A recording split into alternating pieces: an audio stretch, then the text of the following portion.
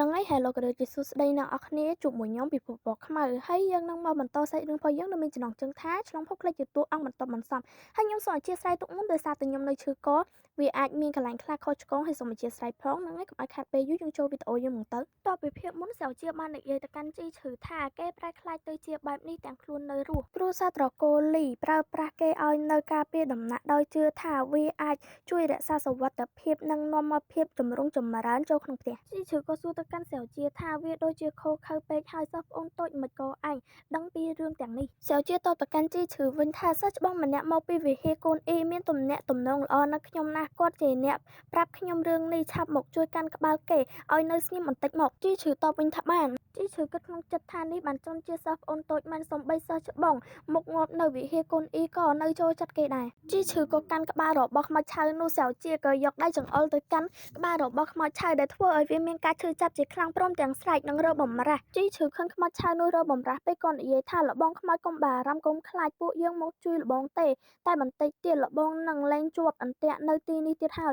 ខ្មោចឆៅនោះដូចជាស្ដាប់សម្ដីរបស់ជីឈឺយល់ក៏ស្ងប់អារម្មណ៍សាវជាឃើញដូចនេះក៏គិតថាគេបានបាត់បង់សតិទៅហើយប៉ុន្តែពេលឮសម្ដីជីឈឺនិយាយគេក៏ស្ងប់អារម្មណ៍ភ្លាមជីឈឺក៏សួរទៅកាន់សាវជាថាសិស្សប្អូនតូចបើគេប្រែខ្លាចទៅជាបែបហ្នឹងទាំងដែលខ្លួនមិនទាន់ស្លាប់ដូច្នេះអញ្ចឹងសិស្សប្អូនតូចមានមធ្យោបាយអាចជួយឲ្យគេវិលត្រឡប់មកសភាពធម្មតាវិញដែរអត់សាវជាក្រោកឈរព្រមទាំងនិយាយថាកំហឹងនិងគំនុំក្នុងខ្លួនគេជ្រាលជ្រៅណាស់ធ្វើឲ្យគេប្រែខ្លាចជាបិសាចពេញទីទៅហើយគេអាចបាត់បង់ភាពម្ចាស់ការហើយបង្កគ្រោះថ្នាក់ដល់មនុស្សស្លូតត្រង់បានគ្រប់ពេលយើងមានតែអាចជួយឲ្យព្រលឹងរបស់គេបានស្ងប់ប៉ុណ្ណោះសាវជាហូតដើរព្រមទាំងនិយាយទៅកាន់ជីឈឺថាសិស្សច្បងបងចេញទៅក្រៅចាំខ្ញុំសិនចុះតិចទៀតខ្ញុំនឹងទៅតាមក្រោយជីឈឺសួរទៅកាន់សាវជាថាអត់ត្រូវការបងឲ្យជួយឯងទេសាវជាតបវិញថាមិនបាច់ទេជីឈឺក៏បន្តថាអញ្ចឹងឯងប្រយ័ត្នខ្លួនផងមានបញ្ហាអីហៅបងណាហើយក៏កាត់មកពេលដែលជីឈឺចេញពីបន្ទប់សាវជាគិតក្នុងចិត្តថាមើលទៅជីឈឺមិនបានសង្ស័យអ្វីទេអាចបន្តធ្វើតាមផែនការបានហើយ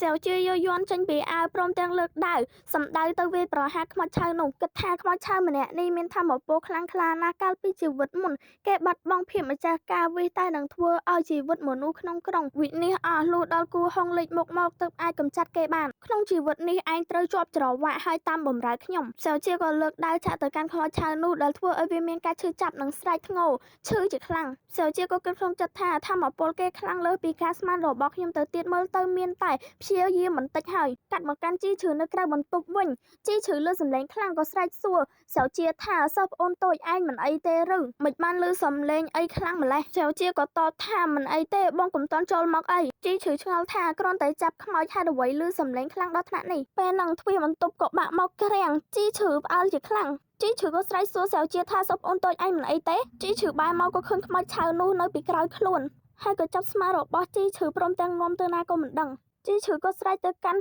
សាវជាថាសិស្សប្អូនតូចជួយបងផងសាវជាក៏ចេញមកតែដំណើរត្រេកត្រដោយសារតែត្រូវរបួសព្រមទាំងស្រែកថាជីឈឺសាវជាក៏ទន់ជង្គង់ព្រមទាំងគិតក្នុងចិត្តថាខ្ញុំមើលស្រាលកម្លាំងរបស់គេពេកហើយក៏ប៉ុន្តែហេតុអ្វីគេត្រូវចាប់ជីឈឺទៅជាមួយដែរព្រមទាំងនិយាយថាឬមួយក៏កាត់មករោងភ្នំមួយកន្លែងពេលហ្នឹងក៏មានសម្លេងអញចាប់ខ្ញុំមកទីនេះធ្វើស្អីហើយខ្មោចឆៅនោះក៏បោះជីឈឺទៅនឹងដីជីឈឺក៏ស្រែកអាពេលក្រោកឡើងជីឈឺក៏ឃើញខ្មោចឆៅនោះមកជិតខ្លួនខ្មោចឆៅនោះក៏ហិតខ្លួនរបស់ជីឈឺក៏សួរទៅកាន់ថងថាគេមិនមែនចាប់ខ្ញុំមកជាកងសាគួរទេអីប្រពន្ធពេលនេះខ្ញុំគួរធ្វើយ៉ាងម៉េចប្រពន្ធកាត់ផ្ដាច់បណ្ដាញប្រពន្ធសម្រាមឲ្យតែដល់ពេលសំខាន់ដឹងតែផ្ដាច់បណ្ដាញរហូតវៃជីឈឺនិយាយទៅកាន់ខ្មោចឆៅនោះថាលបងខ្មោចមិញហ្នឹងធ្វើមិនគប្បីលើលបងច្រើនណាស់តែលបងជាមនុស្សចាស់គុំគួននឹងក្មេងអីសូមមេត្តាកុំខឹងនិយាយមិនទាន់ចប់ផងក្រពះរបស់ជីឈឺក៏គោគ្រុកពេលហ្នឹងខ្មោចឆៅនោះហោះទៅណាក៏មិនដឹងជីឈឺនិយាយទាំងឆ្ងល់ថាគេនៅសុកមិនក៏រត់ចេញទៅអញ្ចឹងជីឈឺក៏បន្តថាល្អណាស់ឆ្លៀតឱកាសនេះប្រញាប់ភៀសខ្លួនទៅរកសិស្សប្អូនតូចសិនដោយសារជីឈឺកម្រើកផ្ដេសផ្ដាល់ក៏ធ្វើឲ្យមុខរបួសរហាយជីឈឺក៏ទ្រោមទៅនឹងដីព្រមទាំងនិយាយថាឈឺណាស់ងាប់លើហើយ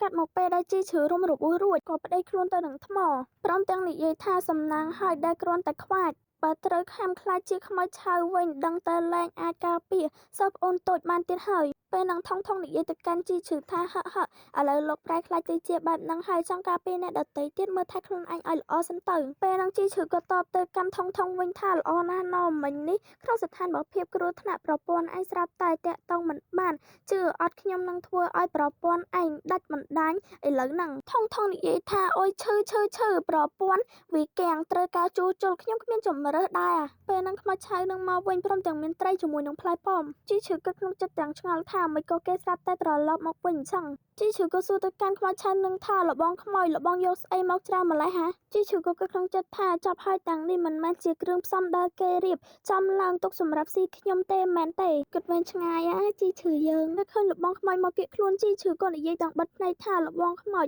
ប្រើតែសម្ដីបានហើយកុំប្រើដៃប្រើជើងអីជីឈឺក៏គិតក្នុងចិត្តថាសយណាខ្ញុំត្រូវរងរបួសធ្ងន់ថែមទាំងគ្មានដែរនៅនឹងដៃទៀតកុំអីទោះមិនអាចតបតឈ្នះតែក៏អាចរត់គេចខ្លួនបានដែរជីឈឺក៏បើកភ្នែកវិញនៅពេលដែលមិនឃើញលបងខ្មោចមានសកម្មភាពអ្វីក៏បើកភ្នែកវិញនៅពេលដែលបើកភ្នែកក៏ឃើញលបងខ្មោចកំពុងតែកាន់ផ្លែប៉ោមហុចមកកាន់ខ្លួនជីឈឺយកប៉ោមពីលបងខ្មោចព្រមទាំងសួរថានេះគឺឲ្យខ្ញុំលបងខ្មោចងក់ក្បាលព្រមទាំងបញ្ចេញសំឡេងជីឈឺក៏បន្តថាអរគុណលបងជាមនុស្សល្អណាស់តើលបងខ្មោចក៏យកត្រីមួយយកមកខាំក្រឹបនៅនឹងមុខជីឈឺក៏គិតក្នុងចិត្តថាខ្មោចឆៅនេះមិនក៏មើលទៅលប់ផងគួរឲ្យស្រឡាញ់ផងបែបនេះតែនិយាយមកលបងខ្មោចនឹងស្អាតសាហាវមកហើយឡើងខ្ជូតជីឈឺក៏គិតក្នុងចិត្តថាអត់កើតទេមិនអាចឲ្យភាពលប់ខ្ជូតរបស់គេមកពង្ពួកខ្ញុំបាននោះឡើយសិស្សប្អូនតូចថាគេមានអានុភាពខ្លាំងក្លាណាស់យ៉ាងណាគួរតែប្រុងប្រយ័ត្នទៅបានកាត់មកមើលសៅជាវិញក៏លើសំឡេងបរិសុទ្ធចំណាស់ម្នាក់ដែលត្រូវជាមេដឹកនាំគ្រួសារលីបាននិយាយថាសូមមនុស្សទេពចិត្តត្រជាក់ខ្ញុំមិនដឹងថាបានធ្វើអីប៉ះពាល់ដល់មនុស្សទេពទេសៅជាមិននិយាយច្រើនក៏ទៅក្របួចកអាវរបស់មេដឹកនាំគ្រួសារលីព្រមទាំងនិយាយថាកូនប្រុសធំក្នុងផ្ទះឯងកាលនៅរស់ចូលចិត្តទៅកន្លែងណានឹងនិយាយមកយើងទុកជីវិតឲ្យមេដឹកនាំគ្រួសារលីក៏និយាយទៅកាន់សៅជាថាសូមមនុស្សទេពទុកជីវិតឲ្យផងពួកយើងដើរផ្លូវខុសមួយពេលទៅផុសគំនិតយកមនុស្សរស់បំលែងជាខ្មោចឆៅទុកសម្រាប់បណ្ដេញប្រលឹងបិសាចចេញពីផ្ទះសៅជាកំហុសទៅកាន់មេដឹកនាំគ្រួសារលីព្រមទាំងសួរថាយើងសួរជាលើកចុងក្រោយកូនប្រុសធំរបស់ឯងកាលនៅរស់ចូលចិត្តទៅកន្លែងណាមេដឹកនាំគ្រួសារលីក៏និយាយថាឈ្មោះទៅខាងកើតខ្ទង់មួយញោចមានកន្លែងមួយហៅថាភ្នំជាហួរភ្នំជើលៀនកូនប្រុសរបស់ខ្ញុំចូលចិត្តទៅលេងទីនោះណាសៅជាក៏លែងដៃពីកអាវរបស់មេដឹកនាំគ្រួសារលីមេដឹកនាំគ្រួសារលីក៏និយាយថាអរគុណណាស់មនុស្សទេពដែលទុកជីវិតឲ្យខ្ញុំអរគុណមនុស្សទេពខ្លាំងណាស់សៅជានិយាយទៅកាន់មេដឹកនាំគ្រួសារលីថាពួកឯងធ្វើអំពើសាហាវយងក្នុងខុសនឹងមេដីយ៉ាងនេះទៅហើយនៅស្រមៃចង់មានជីវិតរស់ទៀតឬមេដឹកនាំគ្រួសារលីក៏និយាយថាមនុស្សទេពខ្ញុំសៅជាក៏សម្លាប់មេដឹកនាំគ្រួសារលីព្រមទាំងនិយាយថាភ្នំជាវលៀនហ្នឹងឯងអ្នកនរគ្នារឿងយកឲ្យមកដល់ទីបញ្ចប់ហើយ